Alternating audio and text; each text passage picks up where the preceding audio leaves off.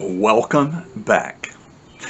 This is the 44th segment of our series, Because It's True, making the case for Christianity in bite-sized pieces. One of the questions that frequently arises concerning the Bible has to do with slavery. And the question is, put simply, does the Bible allow for slavery? And the answer, put simply, is no, it doesn't. And it never has. So then where does this idea, this notion that the Bible supports slavery come from?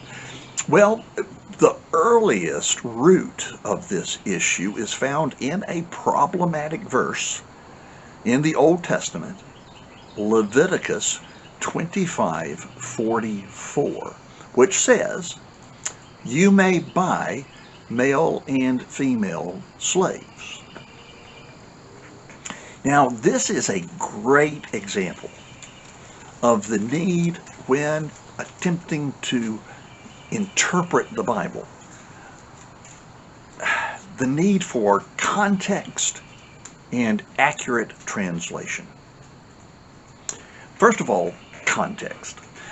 God gave Israel an entire moral code, the Mosaic Law. And every law is connected to every other law. Therefore, in order to understand this verse in Leviticus 25, we have to look at the regulations that God gave prior to Leviticus 25, which establishes the foundation, and subsequent to Leviticus 25, which provides clarification. So, first of all, prior to Leviticus 25, you have Exodus 21:16, which says, "Whoever steals a man and sells him, and anyone found in possession of him, shall be put to death." And then, subsequent to Leviticus 25, Deuteronomy 23, verses 15 and 16, say, "You must not return an escaped slave to his master when he has run away to you. Indeed, he may live among you in any place he chooses, in whichever of your villages he prefers. You must not oppress him." So, these two passages serve, if you will, as bookends, creating the context for understanding Leviticus 25. And these passages make clear that slavery is outlawed. You cannot steal a person, which means you cannot enslave a person against their will. You cannot sell a person, which means that a person is not property. And if a person working for you wants to leave, they can. And the law protects them and gives them the freedom to do so. Now, looking at the entire verse of Leviticus 25,